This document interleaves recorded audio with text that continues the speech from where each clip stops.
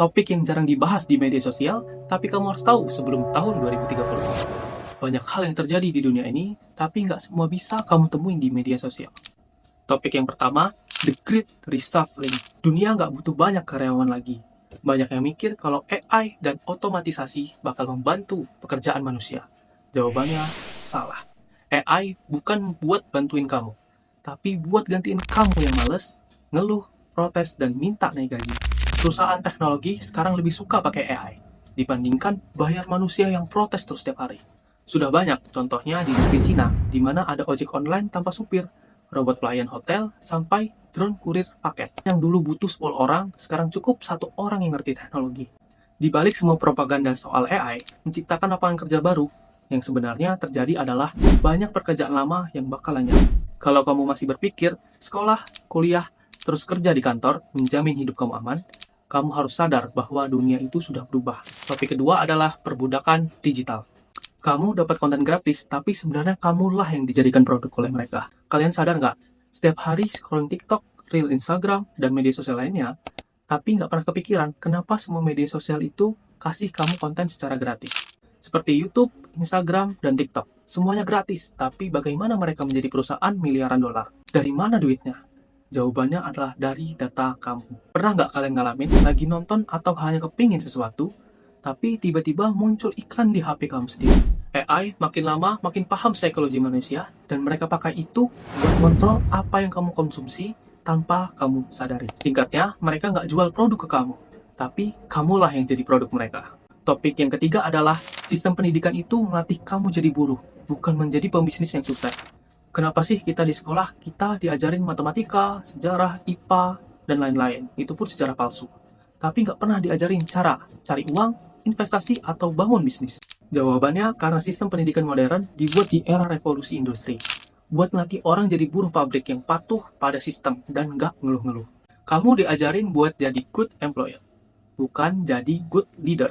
Pendidikan gratis itu cuma mitos. Kamu harus bayar dengan waktu, tenaga, dan akhirnya kerja buat sistem yang sudah dibentuk oleh seseorang. Kamu nggak salah kalau sekolah, tapi kalau cuma ngandelin sistem pendidikan buat masa depan kamu, itu salah. Topik yang keempat adalah sumber daya alam itu lebih berharga daripada uang. Tapi kamu nggak punya aksesnya seperti rakyat di Papua, berdiri di tanah emas, berjalan tanpa alas. Dunia ini perang bukan soal agama atau ideologi. Perang yang sebenarnya itu perang sumber daya alam. Negara kita kaya sumber daya alam. Minyak, gas, emas, tanah yang subur. Justru seringkali jadi negara yang miskin. Kenapa? Karena sumber daya kita dimiliki oleh pihak luar. Kamu bayar listrik, bayar air, bensin, padahal itu ada di tanah kamu sendiri. Kenapa pertanian diabaikan? Karena kalau rakyat biasa bisa produksi makanan sendiri, mereka nggak bakal bisa dikontrol lewat harga pangan. Singkatnya, mereka ingin kamu terus bergantung sama sistem yang sudah dibuat oleh mereka. Topik yang kelima adalah konsep uang itu ilusi, tapi semua orang percaya. Banyak sekali orang kerja keras cari uang, tapi pernah kepikiran nggak kenapa uang bisa berkurang terus nilainya? Dulu uang 100.000 bisa beli banyak, sekarang cuma cukup 1 kali jalan sama pacar kamu. Inflasi makin gila, tapi gaji naiknya nggak sebanding. Uang kertas itu nggak ada backingan nilai emas. Nilainya cuma berdasarkan kepercayaan rakyat ke negaranya. Pertanyaannya, bagaimana suatu saat rakyat tidak percaya lagi dengan mata uangnya?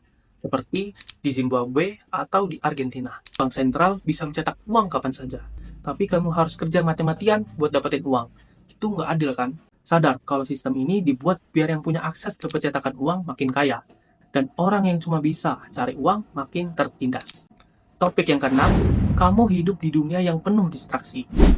Biar nggak sadar akan realitanya. Kenapa orang lebih peduli akan drama-drama artis dibandingkan dengan berita ekonomi global atau politik?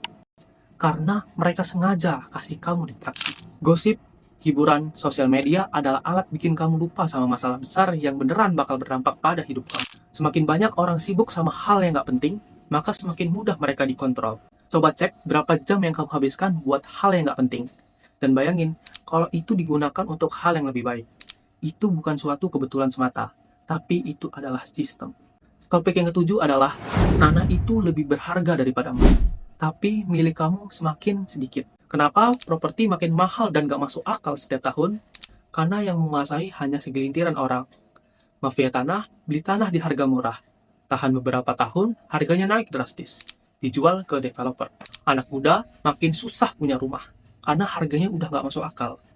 Lahan pertanian berkurang karena semua dialih fungsikan jadi properti komersial. Sementara itu, yang sudah kaya raya makin gampang beli tanah, dan yang miskin susah punya tempat tinggal sendiri. Topik ke-8, negara butuh orang miskin biar sistemnya ini terus berjalan.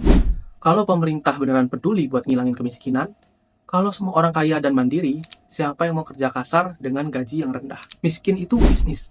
Ada industri besar di balik orang miskin, pekerja murah, dan politikus yang cuma jual janji.